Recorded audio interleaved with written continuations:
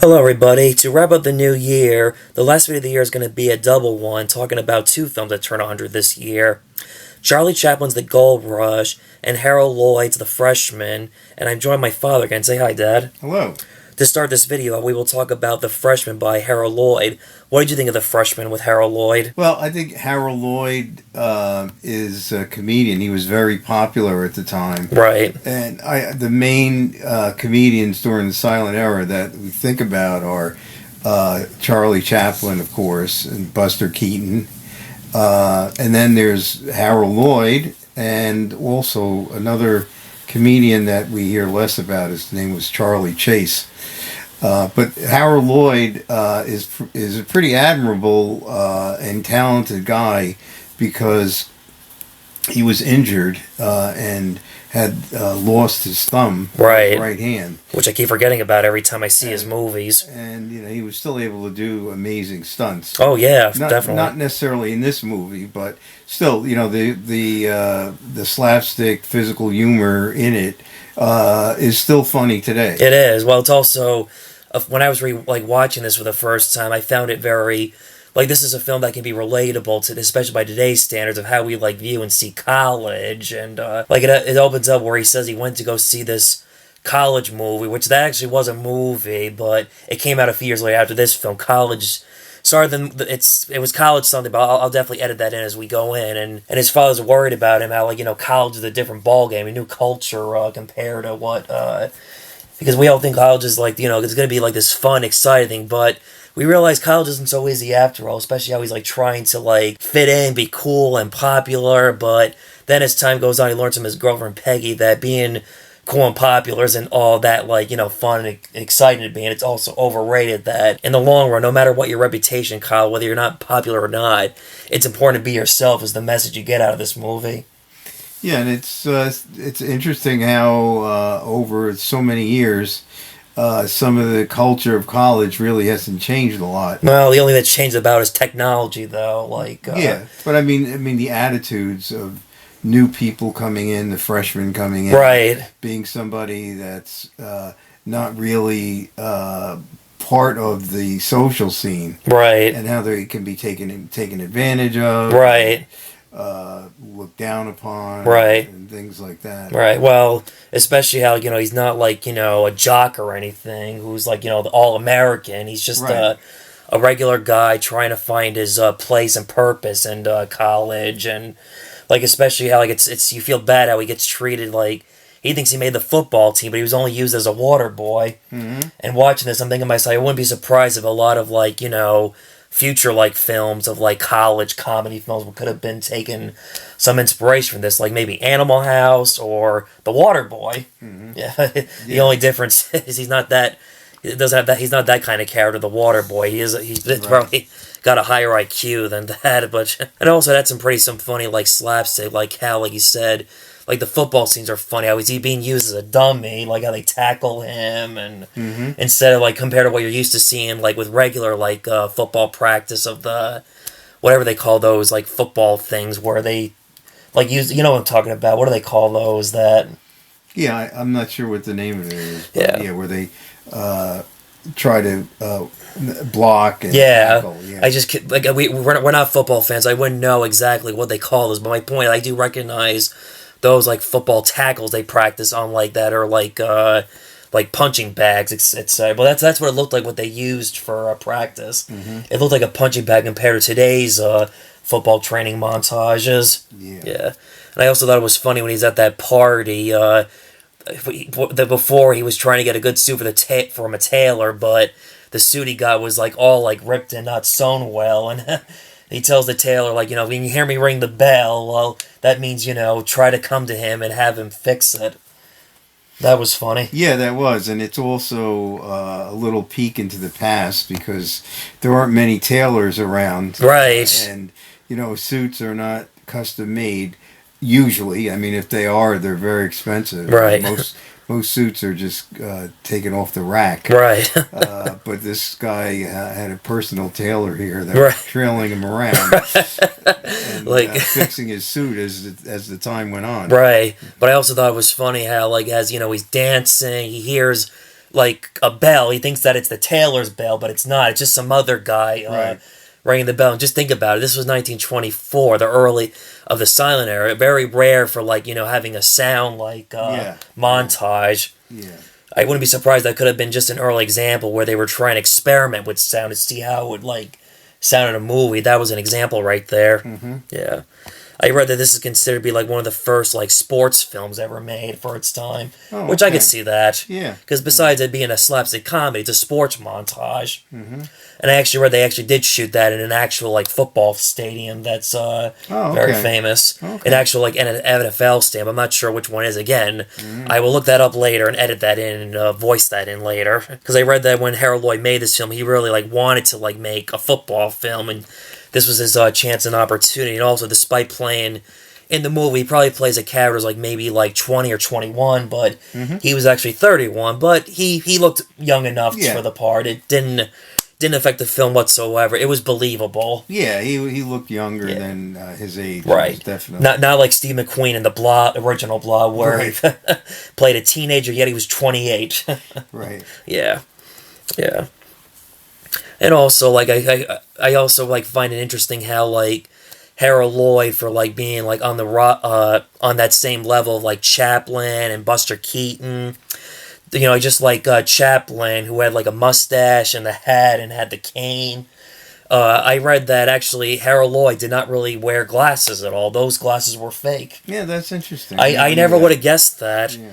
And I read that supposedly Jerry Siegel and Joel Schuster, the creators of Superman, took its inspiration for Clark Kent for that. Yeah, that's also very interesting. Oh, it is, and it kind of like it makes sense, and it kind of like clicks in like, oh yeah, that explains like why Superman was clumsy. Well, pretended to be clumsy with the Yeah. glasses, like Yeah. as if he had a hard time seeing to hide his identity as Superman. Right. Yeah, but it's this is like quite the opposite. Harold Lloyd's not hiding any identity. He's just being funny and goofy in a good way, and being entertaining.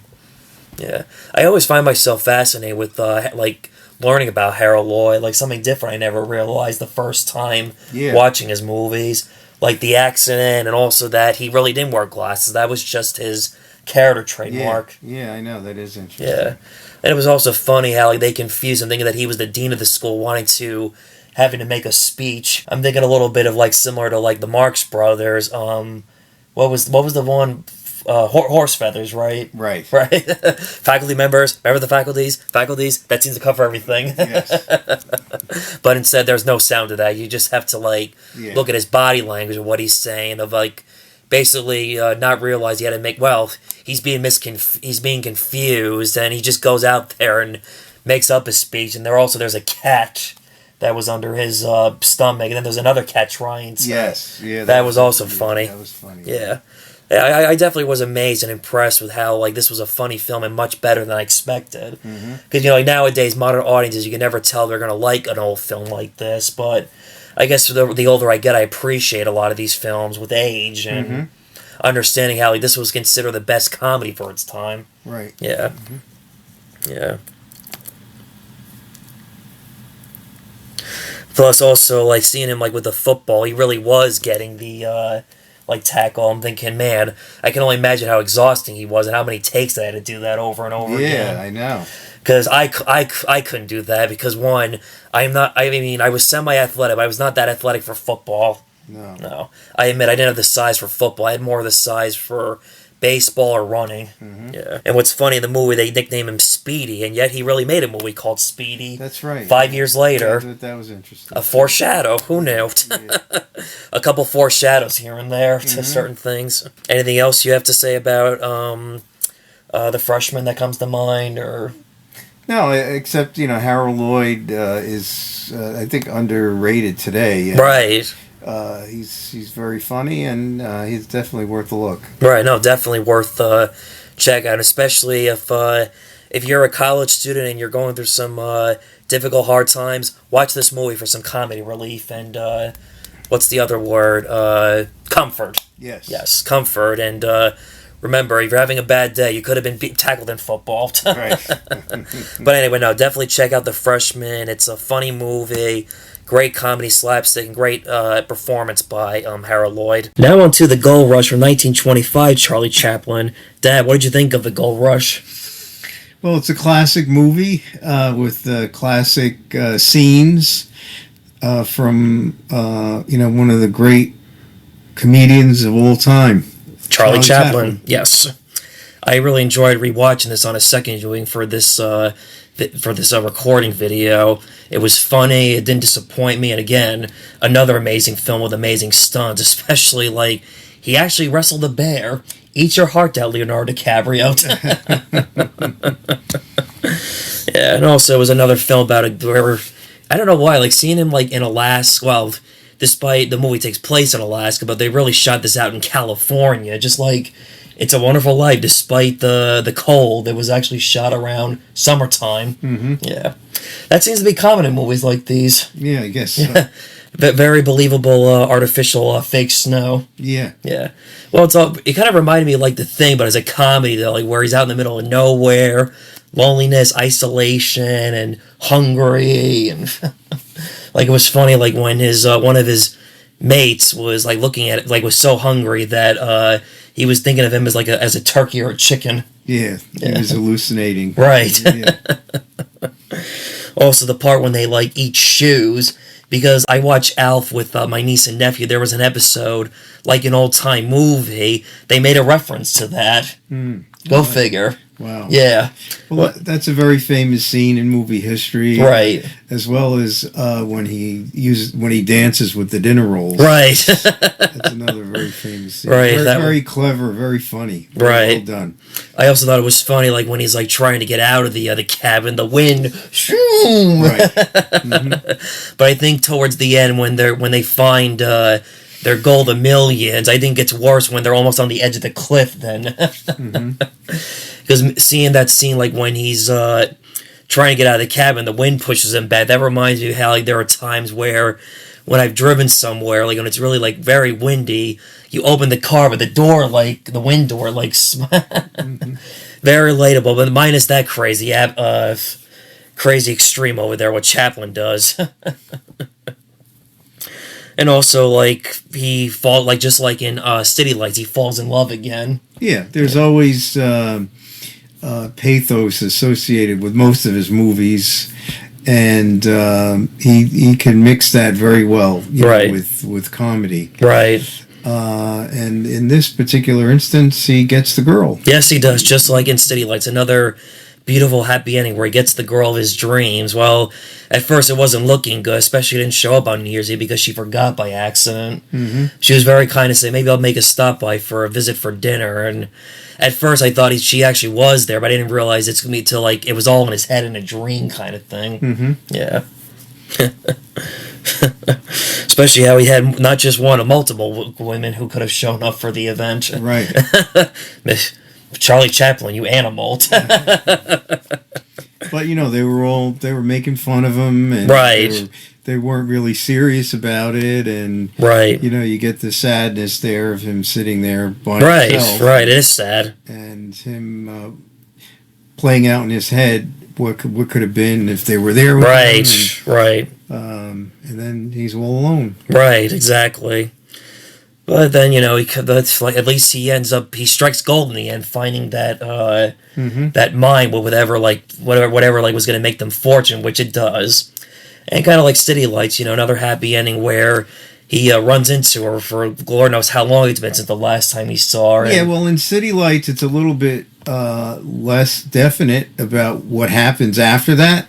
Right. This one, it looks like it's pretty definite that they end up together. Right. No, definitely for sure. Well, that's true. Good point there.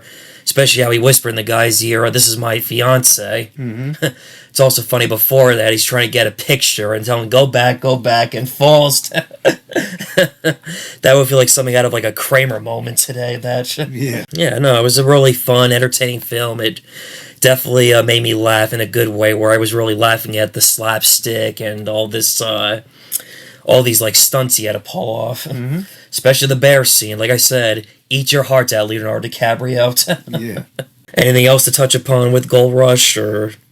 Yeah, it's these physical comedians back in the silent days, they must have really been in great shape. Yes. Because you see what what happens when the girls leave the cabin, saying that they're going to be with him on New Year's Right. Eve, and he goes through this whole thing where he's excited, Right. jumping up and down, and it's pretty. What he does there is pretty acrobatic. It is. It's not those things that he does are not very easy. They're not.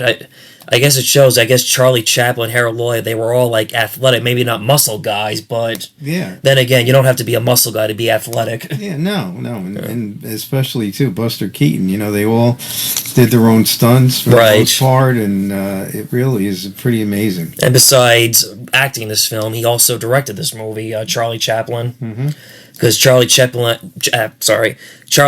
not only did he like star and do his own stunts, he wrote and directed his own movies. Yeah, Yeah, but I don't think he didn't direct The Great Dictator. I don't think, or I don't remember. yeah, at that part, or Modern Times. I'm not sure. I remember he directed.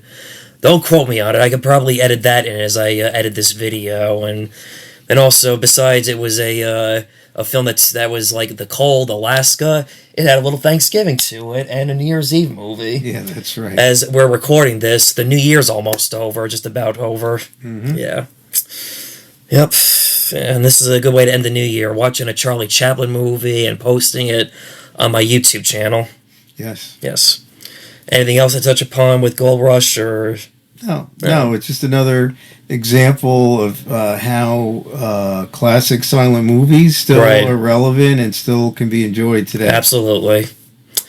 Well, I guess that wraps up today's recording video. Happy New Year, and we'll see you in the new year. Bye-bye. Bye-bye. Happy New Year.